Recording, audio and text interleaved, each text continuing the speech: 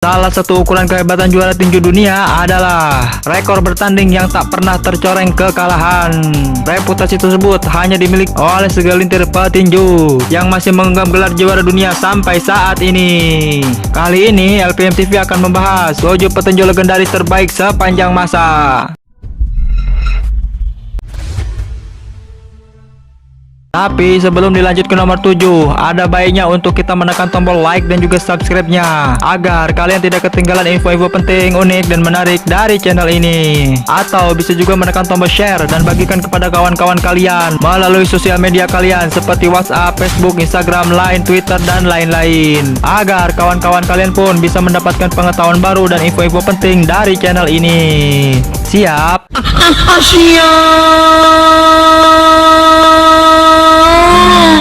Number 7. Champion Prince Nassim. أشهد أن لا إله إلا الله وأشهد أن محمد رسول الله صلى الله عليه وسلم.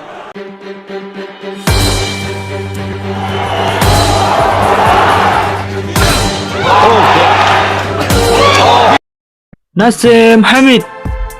Bagi Anda penggemar tinju dunia, tentu pasti tahu dengan sosok pria yang mengenakan celana bermotif kulit macan tutul. Ya betul, Nassim Hamid, petinju muslim terbaik yang pernah dimiliki oleh Inggris. Nassim Hamid lahir pada tanggal 12 Februari 1974, adalah seorang mantan petinju profesional Inggris keturunan Yaman. Nassim Hamid juga dikenal karena gaya bertinjunya yang sangat unik dan berbeda dengan petinju lainnya. Dikenal karena gaya bertinjunya yang unik, tercatat dalam sejarah tinju, dia pernah menggunakan karpet terbang, lift tandu, dan juga memakai topeng Halloween serta melakukan gerakan salto pada saat ingin memasuki ring. Gaya menghindar petinju yang satu ini sangatlah lincah dan juga unik, layaknya seekor ular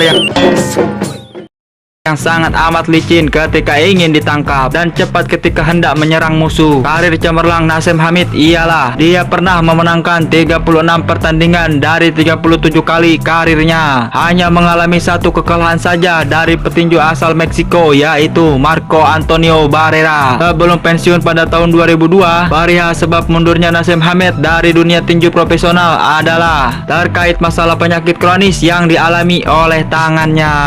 Castro, most of his work's been out. He's just standing off. He looks a bit shocked, Ron, doesn't he? Oh, look at that. Oh dear. This one's not going. Number 6. Holyfield scored a surprising number of knockouts because as a unified cruiserweight champion, he was more of a technician than a bomber. As a heavyweight Evander Holyfield adalah juara dunia di dua kelas berbeda setelah meraih perunggu di kelas berat ringan di Olimpiade Los Angeles pada tahun 1984. Gelar juara dunia pertamanya adalah juara kelas penjelajah versi WBA yang dia peroleh dalam laga ke-12 dengan menang angka tipis atas juara bertahan Muhammad Qawi pada tanggal 12 Juli 1986.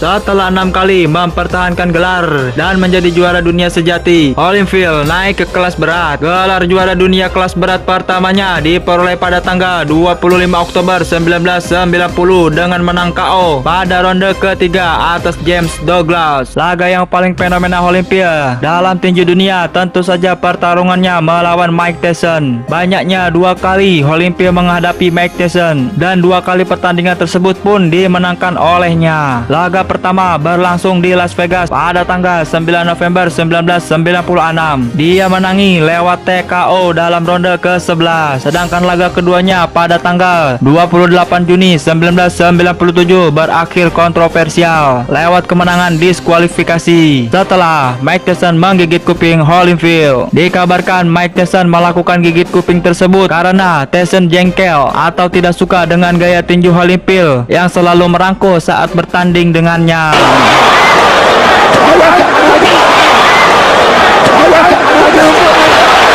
What happened here? He got bit, I think. Evander Holyfield, look out! He's pushed right here above us by Tyson. Number 5.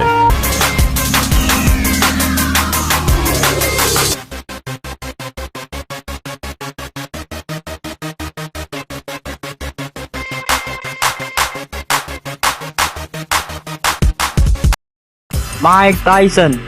Mike Tyson pernah berada di puncak ketenaran dunia ketika ia menjadi juara dunia tinju kelas berat dan menjadi atlet dengan bayaran termahal di dunia. Namun, seperti roda berputar, kehidupan Tyson jatuh ke titik terendah saat ia harus mendekam di balik jeruji besi lantaran kasus yang dialaminya. Tyson adalah sosok ikon olahraga tinju sejak kemunculannya di pertengahan tahun 80-an. Kecepatan, tenaga, keganasan, dan teknik bertahan yang mumpuni menjadi salah satu kelebihan yang dimiliki oleh seorang Mike Tyson. Jarang orang yang mampu bertarung melawan petinju yang satu ini dengan beberapa ronde. Kebanyakan petinju hanya mampu meladeni seorang Mike Tyson dengan hanya 1-2 ronde saja. Karena Mike Tyson adalah seorang petinju yang memiliki pukulan yang sangat amat keras dan juga cepat. Perkenalan Tyson dengan Muhammad Siddiq mengubah jalan hidupnya, dan juga kekaguman pada seorang petinju legendaris yang bernama Muhammad Ali juga berperan besar di balik keputusannya untuk memeluk agama Islam. Siddiq adalah orang yang memperkenalkan Tyson dengan Islam ketika ia masih di penjara. Siddiq merupakan seorang ustadz yang memimpin acara keagamaan Islam setiap Sabtu di penjara tersebut. Di bawah bimbingan Siddiq, Tyson kemudian memeluk Islam dan memiliki nama baru yaitu Malik Abdul Aziz.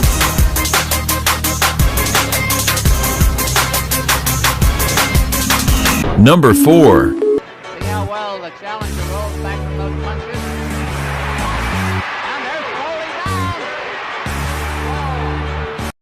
Muhammad Ali.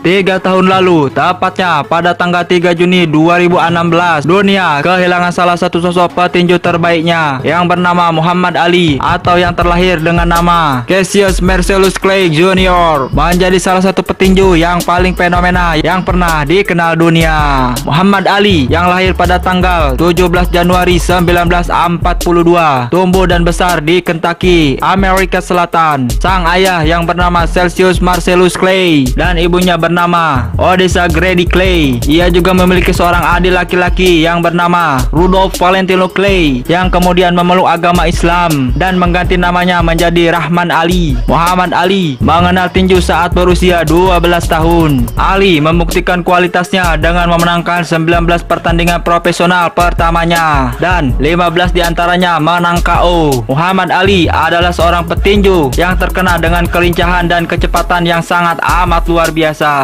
Dia meraih gelar juara dunia pertamanya pada tanggal 25 Februari 1964. Ali yang saat itu masih bernama Cassius Clay keluar sebagai pemenang atas juara kelas berat Sonny Liston. Dia menang setelah pertandingan berjalan selama 6 ronde. Liston tak mampu melanjutkan pertarungan ronde ke-7, dan di tahun ini pula Ali memilih untuk menganut agama Islam dan resmi berganti nama dari Cassius Clay menjadi Muhammad.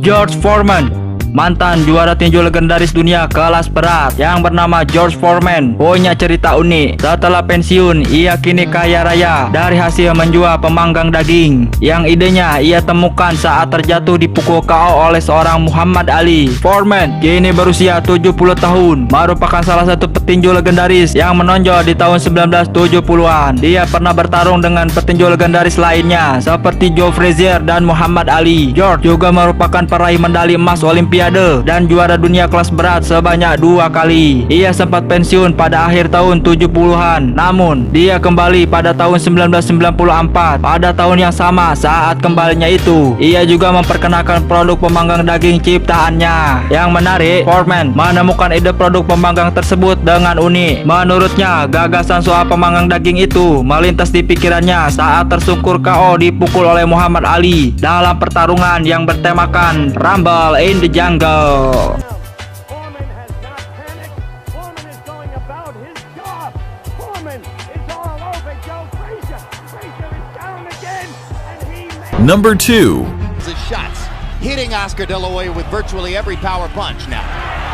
Using his left shoulder. De La Hoya on a body punch by Hopkins. He doesn't look like he's going to get up, guys. Hopkins is pushing him in, getting First the left time he's hook. been knocked down in 5.5 years, and he's not going to make it up. It's a Bernard Hopkins knockout.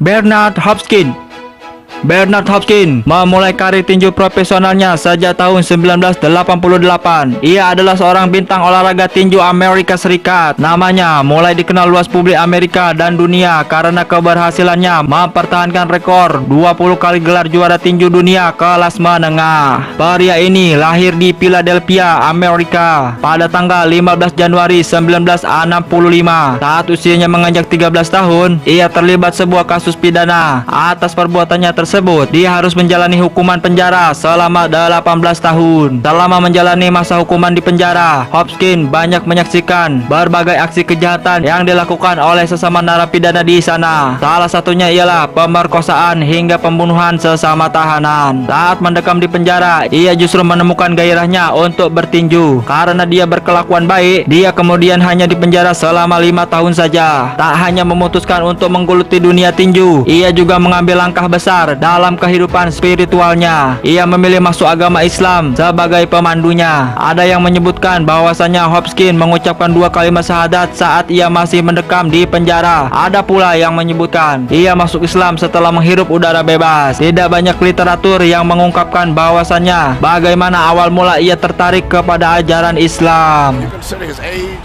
and you consider this crowd and everything, and as young as this man is, I've never saw him fight this aggressively in a fight.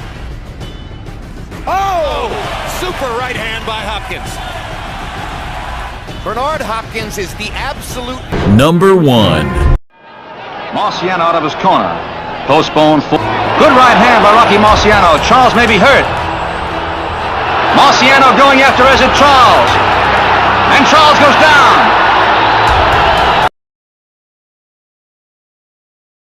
Rocky Marciano. Bila seluruh juara dunia tinju kelas berat dikumpulkan dalam satu ruangan, dalam suatu ruangan yang terkunci, maka Rocky Marciano satu-satunya petinju yang akan keluar di ruangan tersebut. Komentar itu diungkapkan oleh seorang penulis olahraga untuk menggambarkan keperkasaan sosok Rocky Marciano, petinju kelas berat yang bertarung di atas ring pada rentan waktu 1948 hingga 1956. Orang lebih mengenal nama Muhammad Ali ketimbang Rocky yang prestasinya lebih hebat dari petinju yang berjuluk The Greatest itu. Rocky tak pernah menelan kekalahan atau imbang selama karirnya. Dalam kurun waktu 8 tahun tampil di atas ring, ia lewati dan semuanya berakhir dengan kemenangan. Dari ring satu ke ring lain hanya 6 kali lawannya bisa berdiri hingga ronde terakhir. Sisanya hanya bisa ambruk tersungkur mencium kanvas. 1, 2, 3, 4, and that's it. Oke kawan, sampai di sini dulu jumpa kita kali ini. Semoga video yang baru saja Anda saksikan bisa bermanfaat dan menambah pengetahuan baru bagi kalian semua. Pesan daripada video ini adalah kehidupan manusia tak akan lepas dari berbagai peristiwa, tantangan, rintangan, kesempatan, dan pengalaman. Semua itu bisa dijadikan pelajaran bagi setiap insan untuk menjadi pribadi yang lebih baik dari hari ke hari. Pengalaman adalah guru terbaik yang mengajarkan banyak hal, sehingga seseorang tidak jatuh di lubang kesalahan yang sama untuk yang kedua kalinya. Jika kalian menyukai video-video seperti ini, ayo mari kita sama-sama menekan tombol like dan juga subscribe-nya agar kalian tidak ketinggalan video-video terbaru dari channel ini. Atau bisa juga menekan tombol share dan bagikan kepada kawan-kawan kalian melalui sosial media kalian seperti WhatsApp, Facebook, Instagram, Line, Twitter, dan lain-lain, agar kawan-kawan kalian pun bisa mendapatkan pengetahuan baru dan info-info penting dari channel ini.